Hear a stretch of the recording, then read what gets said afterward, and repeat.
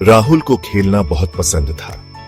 दोस्तों के साथ क्रिकेट, दीदी के साथ लुका छिपी, लेगो टावर बनाना, यही उसकी दुनिया थी। तो जब माँ ने उसे ब्लड टेस्ट के बारे में बताया तो उसका चेहरा उतर गया। Blood test? उसने धीरे से कहा। उसकी आवाज कमजोर थी।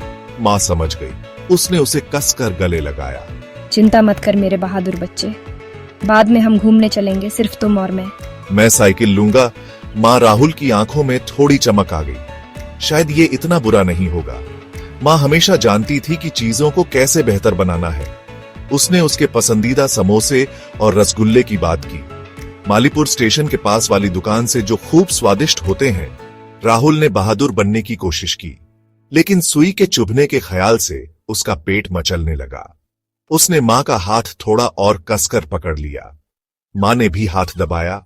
उसका स्पर्श सुरक्षा और प्यार का एक मौन वादा था। ऑटो रिक्शा का सफर उबड़ खाबड़ था। राहुल ने माँ का हाथ पकड़ा हुआ था। उसकी छोटी उंगलियां उनकी उंगलियों से ऐसे चिपकी हुई थीं, जैसे कोई जीवन रेखा हो। वह खिड़की से बाहर देख रहा था, दुनिया को भागते हुए देख रहा था। रंग बिरंगे फल बेचने वाले, दोपहर की धूप में आराम करते आवारा कुत्ते, पास के मैदान में पतंग उड़ाते बच्चे, हर नजारा उस दुनिया में एक जाना पहचाना आराम जो अचानक थोड़ी डरावनी लगने लगी थी। देखो राहुल, वो बच्चे पतंग उड़ा रहे हैं, और वो फल वाला, याद है मैंने तुम्हें वो कहानी सुनाई थी जिसमें पतंग चांद पर उड़ गई थी? माँ ने दिलचस्प नजारों की ओर इशारा किया। उसे उन लोगों के बारे में कहानियां सुनाई जिनसे वे गुजरे। उसकी आवाज, एक सुखदायक धुन, उसके अंदर उठ रहे तूफान को शांत कर रही थी। जब तक वे डॉक्टर संजय की क्लिनिक पहुंचे, राहुल थोड़ा शांत, थोड़ा बहादुर महसूस कर रहा था। माँ का प्यार, डर के खिलाफ उसकी ढाल।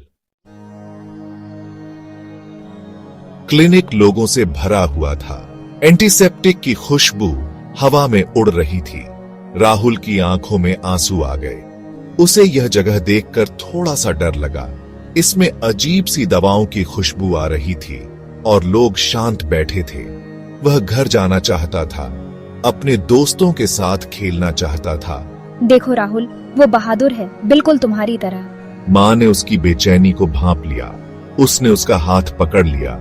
उसका स्पर्श एक गर्मजोशी भरा आश्वासन था। उसने एक छोटी लड़की की ओर इशारा किया जो लाल गुब्बारे से खेल रही थी। राहुल ने देखा कि छोटी लड़की हंस रही है। उसकी हंसी उस साफ सुथरे कमरे में गूंज रही है।